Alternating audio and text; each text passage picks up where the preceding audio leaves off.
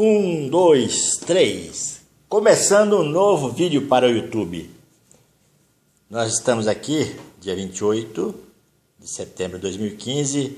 Eu e o meu bisneto Vinícius, de 7 anos e meio. Como sempre, ele é meu ajudante, meu assessor.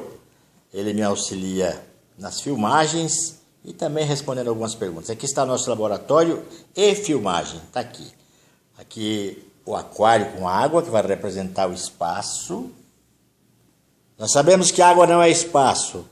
Então, se quiserem, pode escrever mais antes e falar, mas você usou água não é espaço.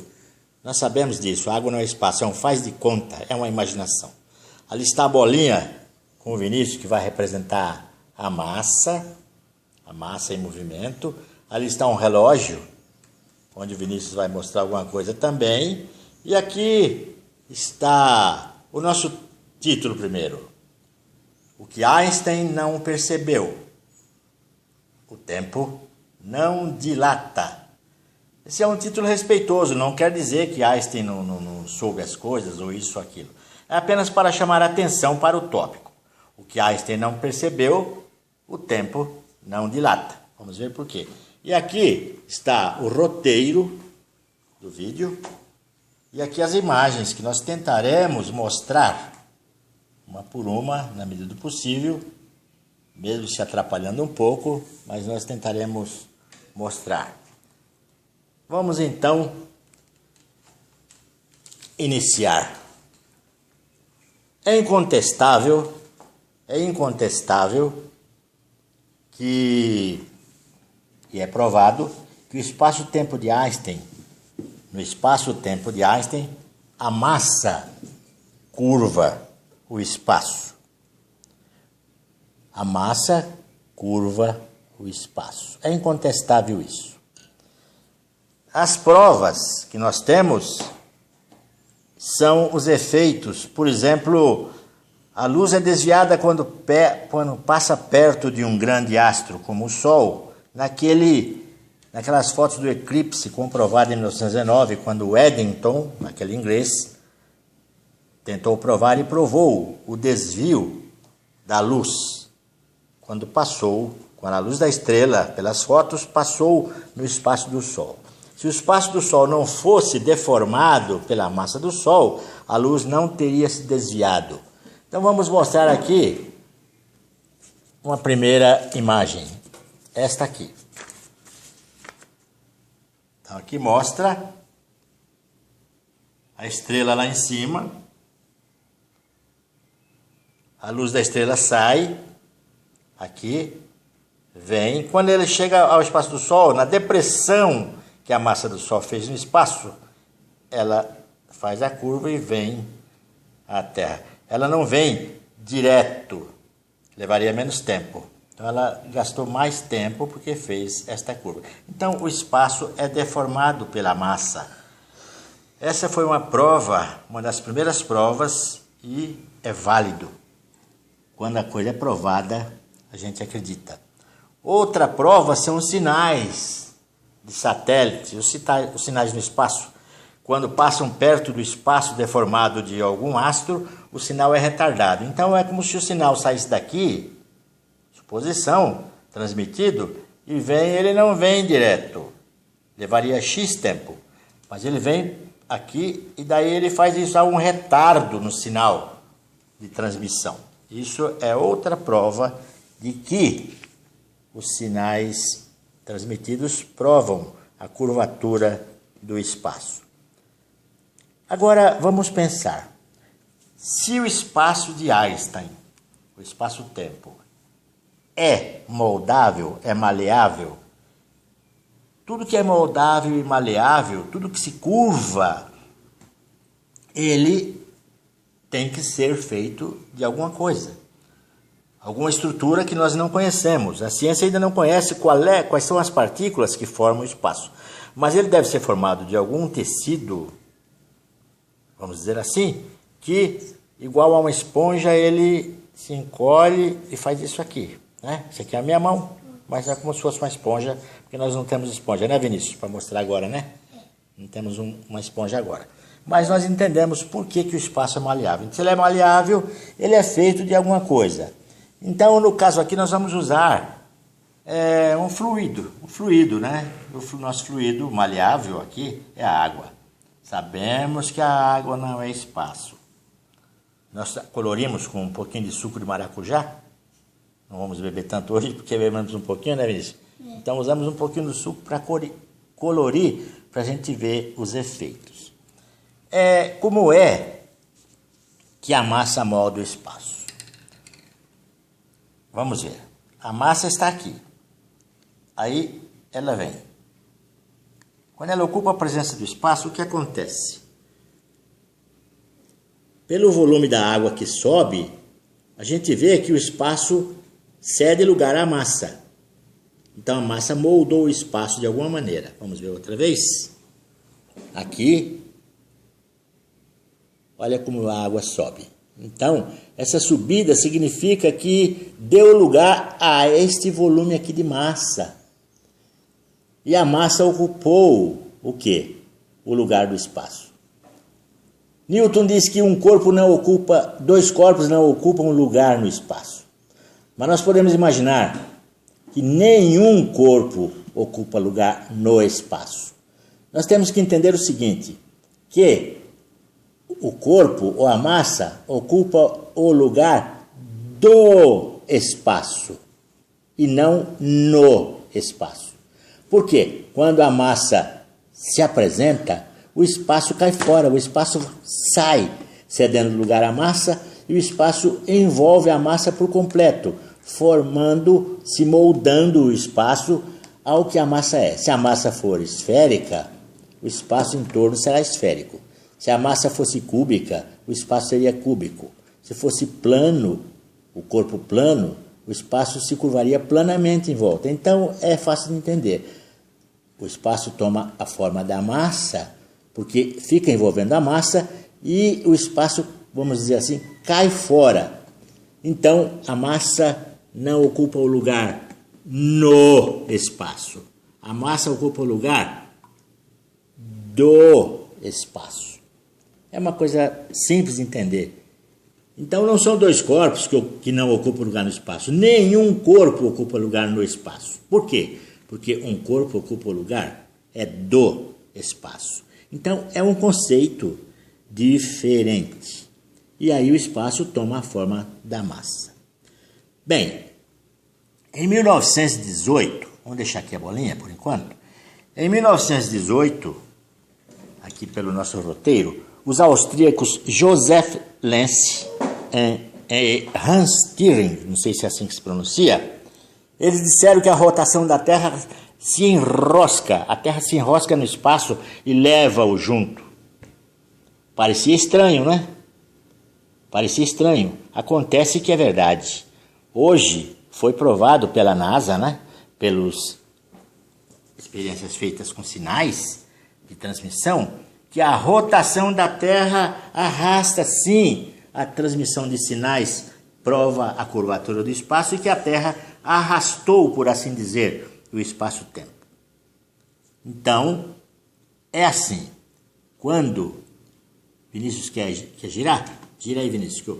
Quando a massa gira no espaço, ela provoca depressões em volta. Não sei se dá para ver a depressão boa, mas em volta da massa que centrifuga o espaço, ela leva junto consigo sinais, coisas que estão no espaço. Então é como Lenz e Thirring disseram, não é?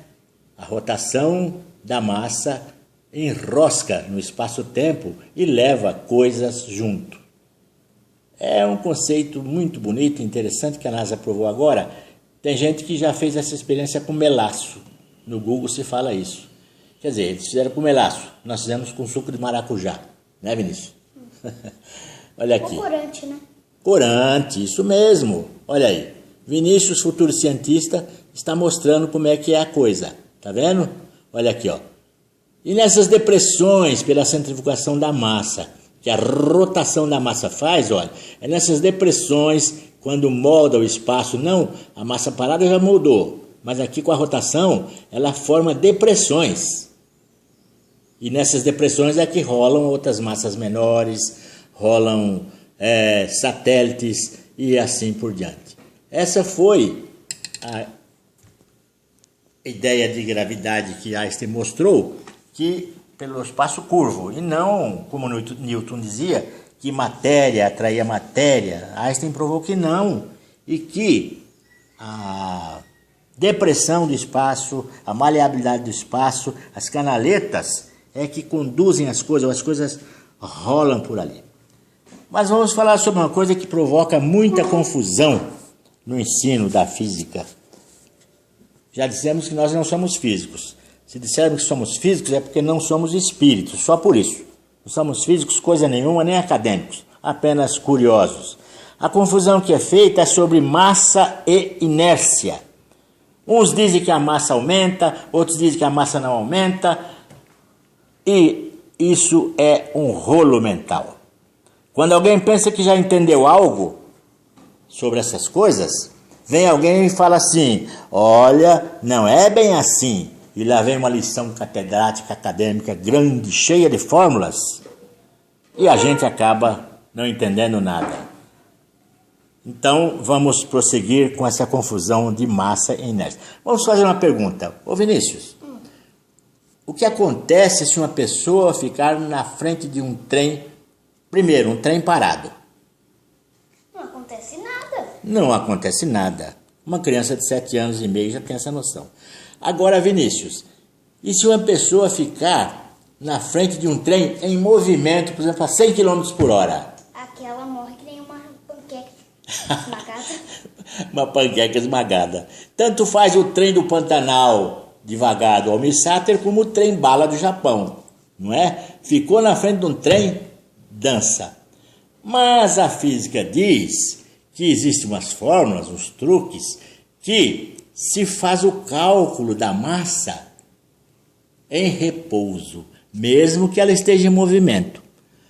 Mas se um físico, um calculista, pegar um papel, Vinícius, e ficar na frente de um trem e falar assim: senhor trem, eu tenho aqui uma fórmula que eu calculei o senhor em repouso, parado.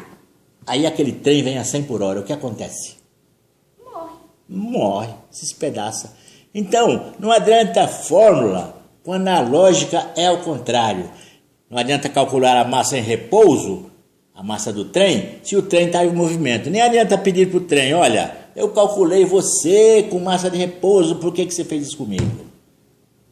Parece uma piada, mas tem lógica. Por que ninguém pensa nisso? Nem sempre os números dizem a verdade. Vamos ver aqui uma coisa no nosso texto. Por exemplo, aqui. Nem sempre os números dizem a verdade. 2x mais 2x igual a 4x. Parece bonito, não parece? Só que o x representa xoxó. Então, 2 xoxó mais 2 xoxó, na realidade, é igual a 0. Por quê? Porque xoxó não existe. Então, nem sempre uma coisa que os números dizem é uma verdade. Nós temos que levar isso em conta na vida real, não é? Lembre-se do exemplo do trem. Quem se atreveria a ficar na frente de um trem em movimento e dizer: eu calculei sua massa de repouso? Não faça isso. Eu não faria. Então, o ensino da inércia, uns dizem que a massa não aumenta com a velocidade, e outros dizem que aumenta, mas Einstein retirou o conceito, todo mundo retirou e diz que isso não existe. Tudo bem, lembre-se sempre da história do trem. Talvez não foi a massa do trem que aumentou, claro, e sim, como dizem, energia cinética. Ah, tá certo, o trem está imbuído de energia cinética, ou qualquer móvel, não é verdade? Então, diferente de parado, diferente de repouso, é ele em movimento. Então, cresceu ali a energia cinética e cresceu pela velocidade, então é por isso que ele vai causar o dano. Mas a energia não é igual à massa, pelo conceito da física? É ou não é? Ora é, ora não é. Ah, não é porque nós calculamos em repouso. Ora, bolas. As coisas têm que ter lógica. Ou as coisas são, existem ou não existem. O que é que pesa ali que, como o Vinícius disse, faz a pessoa virar uma panqueca se estiver em frente ao trem em movimento? A energia cinética. Então dê algum nome a essa energia cinética. Tem que ter um nome. Isso aí aumenta. Se ele estiver parado é zero. E se ele estiver correndo, zero não, é o peso dele. E se ele estiver correndo em movimento, é X maior. O conceito de Newton sobre inércia é que inércia é a resistência do objeto para mudar o estado de repouso ou de movimento, passar de uma velocidade para outra, claro. Mas, como já vimos, é meio confuso, né? Porque hora é, hora não é, e as coisas não podem ser assim. Vamos inventar nós aqui o nosso conceito de massa? Vamos inventar nós o nosso conceito de massa, de inércia, Vinícius? Por exemplo, vamos dizer assim, a massa se move no espaço, não é verdade? Isso, é verdade. O espaço é maleável, não é verdade? É.